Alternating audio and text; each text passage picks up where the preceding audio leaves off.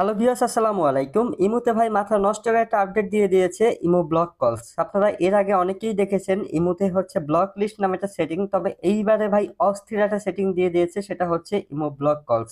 So ইমোর block call setting এর ভাই কাজ দেখলে আপনাদের মাথা ঘুরে যাবে, এবং কি আজকের এই ভিডিওতে আমরা কথা বলবো ইমো ব্লক কলস এই সেটিং এর কাজটা কি, বা ইমো ব্লক কলস ইমো ব্লক লিস্ট এই দুটার মধ্যে পার্থক্য কোথায়।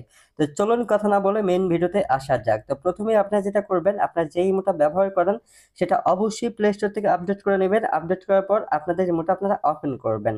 ওপেন করার পর ভিউয়ার্স, এখানে একটা গুরুত্বপূর্ণ কথা বলে রাখি, অবশ্যই এই সেটিংটা প্রত্যেকটা ইমো ইউজারদের জন্য খুবই ইম্পর্টেন্ট একটা সেটিং, যার কারণে অবশ্যই ভিডিওটি সম্পূর্ণ দেখুন।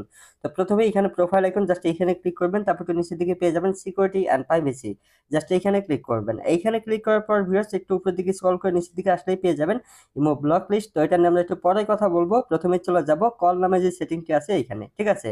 এখানে ক্লিক করার পর নিচের দিকে পেয়ে যাবেন ব্লক কলস। সো এখন আসি এই ব্লক কলস এর কাজটা আসলে কি, আপনারা অনেকেই জানেন না। সো দেখুন ভিউয়ার্স, বিভিন্ন কারণে আমরা অনেক সময় আমাদের ইমো অ্যাকাউন্ট থেকে কল সেটিং বন্ধ রাখি, যাতে আমাদের কোনো বন্ধু আমাদেরকে কল দিতে না পারে, বা কল সেটিং এ এসে যখন আমরা এই নোবডি সিলেক্ট করি তখন আমাদের কোনো বন্ধু আমাদের ইমোতে কল দিতে পারে না, তবে এসএমএস ভয়েস করতে পারে।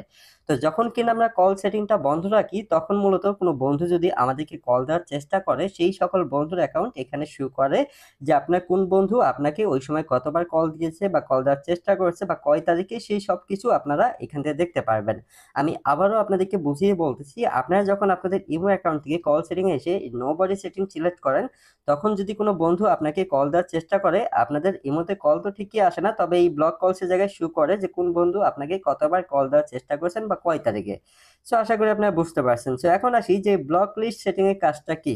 সো মূলত যদি আপনার ইমো অ্যাকাউন্ট থেকে কোনো বন্ধুকে আপনি পার্মানেন্টলি ব্লক করেন, সেই ব্লক হচ্ছে কাকে কাকে ব্লক করেছেন সেই সব কিছু এখান থেকে দেখতে পারবেন, এবং কি পুনরায় চাইলে আপনি তাদেরকে আনব্লক করে দিয়ে আবারও কথা বলতে পারবেন। তো মূলত ইমো ব্লক লিস্ট সেটিং এর কাজটা হচ্ছে কোনো বন্ধুকে যদি আপনি ব্লক করেন, তাদের আইডি এখানে দেখতে পারবেন এবং কি আবারও আনব্লক করতে পারবেন। আর ব্লক কল সেটিং এর কাজটা মূলত আপনি যখন কল সেটিং ইমোতে বন্ধ রাখেন, ওই সময় কোনো বন্ধু যদি আপনাকে কল দেওয়ার চেষ্টা করে, তাদের প্রোফাইলটা এখানে দেখতে পারবেন। তো আশা করি আপনারা বুঝতে পারছেন যে দুইটা সেটিং এর পার্থক্য কি বা কাজ কি। সো এই ছিল